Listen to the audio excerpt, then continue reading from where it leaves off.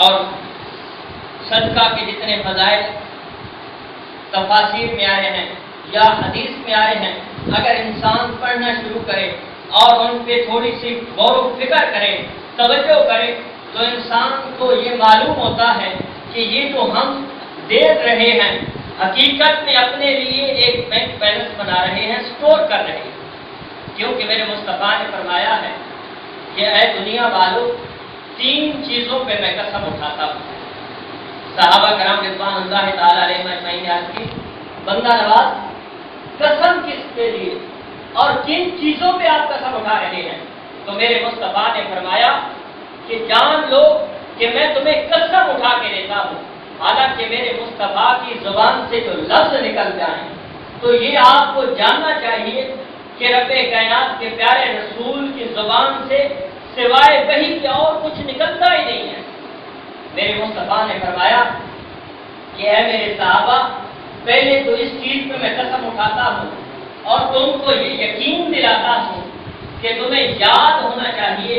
کہ جو رب کی راہ میں خرچ کرتا ہے، جو رب کی راہ میں صدقہ کرتا ہے، جو رب کی راہ میں انفاق فی سبیل اللہ کرتا ہے، تو میں تمہیں قسم اٹھا کے یہ کہتا ہوں کہ اس کے مال میں سے کبھی کبھی نہیں ہو سکتی،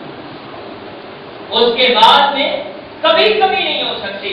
یہ میرے مصطفیٰ کی حدیث ہے، میرے مصطفیٰ، اور وہ لفظ جہاں سوائے حق سے اور کچھ نکلتا ہی نہیں ہے۔ میرے مصطفیٰ نے فرمایا کہ تمہیں میں قسم دے کے کہتا ہوں کہ جو بھی انفاق فی سبیل اللہ کرتا ہے، جو بھی اللہ کی راہ میں خرچ کرتا ہے، میری قسم کو یاد رکھنا کہ کبھی اس کے مال میں کمی نہیں ہو سکتی۔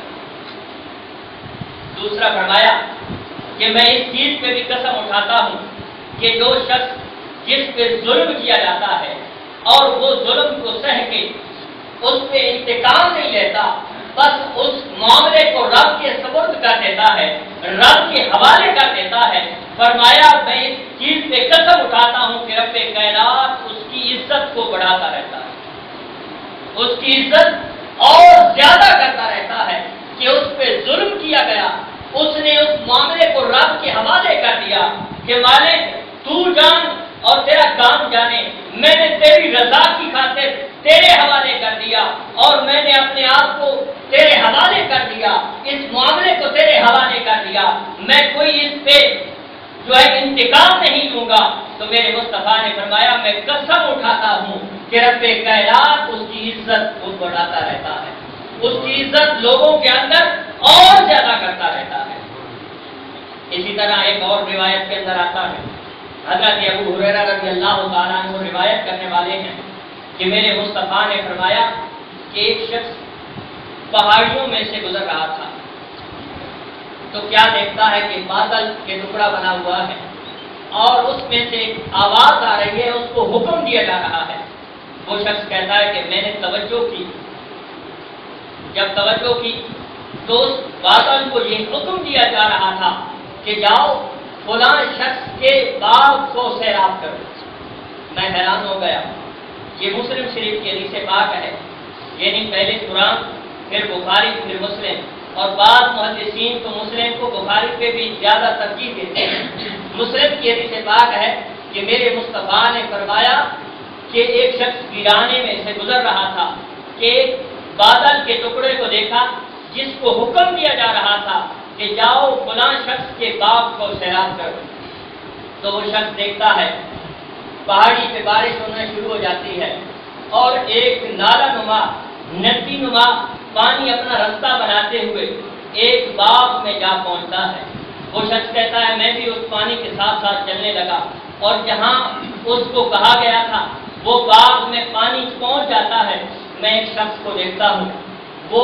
اپنے اس باغ کو سیراب کر رہا ہے، پانی لگا رہا ہے، رب کا شکر بھی ادا کر رہا ہے۔ تو میں نے جا کے اس سے پوچھا کہ تمہارا نام کیا ہے؟ تو اس باغ کے جو صاحب باغ تھا اس نے جو نام بتایا وہی نام تھا جو اس بادل کو حکم دیا جا رہا تھا کہ جاؤ فلاں کے باغ کو سیراب کرو۔ میں نے اس سے پوچھا کہ تو کون سا عمل کرتا ہے؟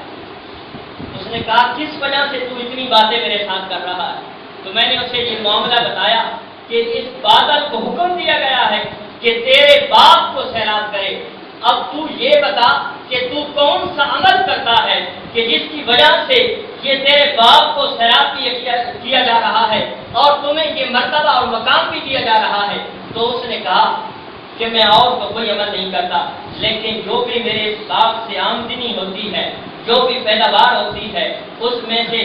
میں 3 حصے کر دیتا ہوں۔ ایک حصہ رب کی بارگاہ میں خرچ کر دیتا ہوں، رب کی راہ میں صدقہ کر دیتا ہوں، ایک اپنے آل و عیال پہ خرچ کرتا ہوں، اور تیسرا حصہ پھر اسی باغ میں کاشت کر دیتا ہوں۔ صرف اس عمل کی وجہ سے یہ عمل میرے رب کو اتنا پسند آیا ہے کہ یہ شخص میرے بندوں پہ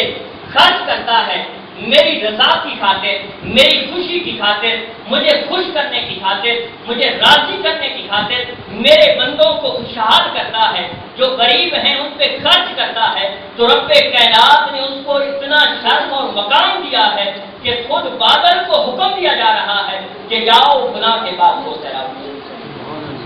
یہ صدقہ کے فضائل۔ اسی طرح ایک اور حدیث پاک ہے کہ جب رب کائنات نے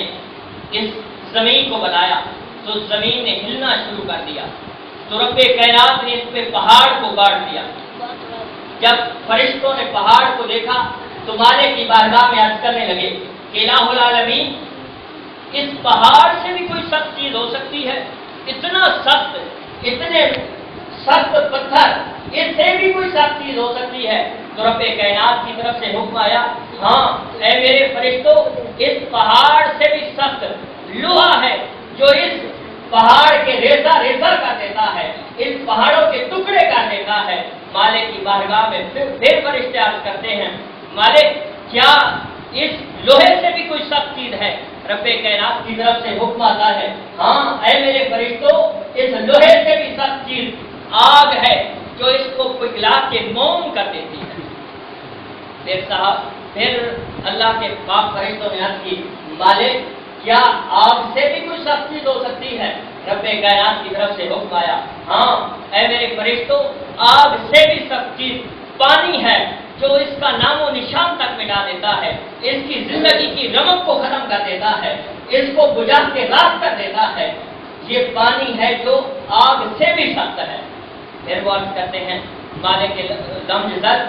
کیا پانی سے بھی کوئی سخت چیز ہو سکتی ہے؟ تو رب کائنات نے فرمایا، ہاں اے میرے فرشتوں، اس پانی سے بھی سخت چیز ہوا ہے جو اس کے بخارات بنا کے اس کا نام و نشان اس دنیا سے مٹا دیتی ہے۔ یہاں پانی کھڑا ہوتا ہے، 1 دن کھڑا ہوتا ہے، 2 دن، آخر اس کا نام و نشان مٹ جاتا ہے۔ سائنس پڑھے لکھے دوست کو پتا ہے کہ جو ہی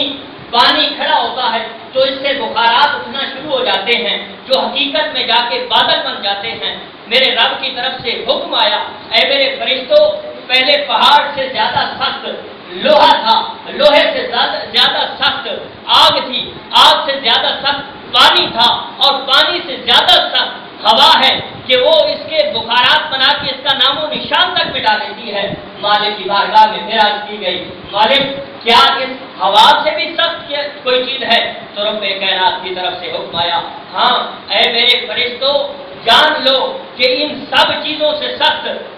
ہوا ہے، اور ہوا سے بھی سخت چیز بندہ مومن کا وہ صدقہ ہے جو وہ ایک ہاتھ سے دیتا ہے اور دوسرے ہاتھ کو پتہ نہیں ہوتا، یعنی وہ چھپا کے صرف اللہ کی رضا کی خاطر، صرف رب کو راضی کرنے کی خاطر وہ رب کے بندوں پہ خرچ کرتا ہے، رب کی راہ میں وہ صدقہ کرتا ہے۔ فرمایا یہ ان سب چیزوں سے سخت چیز ہے۔ سبحان اللہ، یہ سب چیزوں سے سخت چیز ہے۔ اور آخری روایت بیان کر کے وقت بھی پورا ہونے والا ہے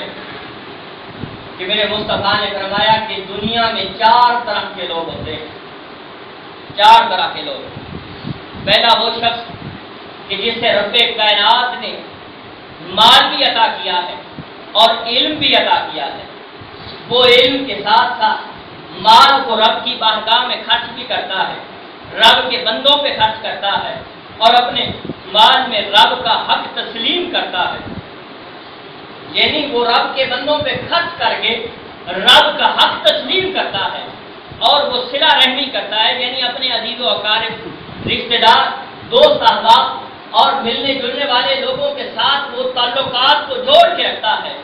فرمایا اس کا بہت بڑا ایک مقام ہے۔ پہلا وہ شخص ہے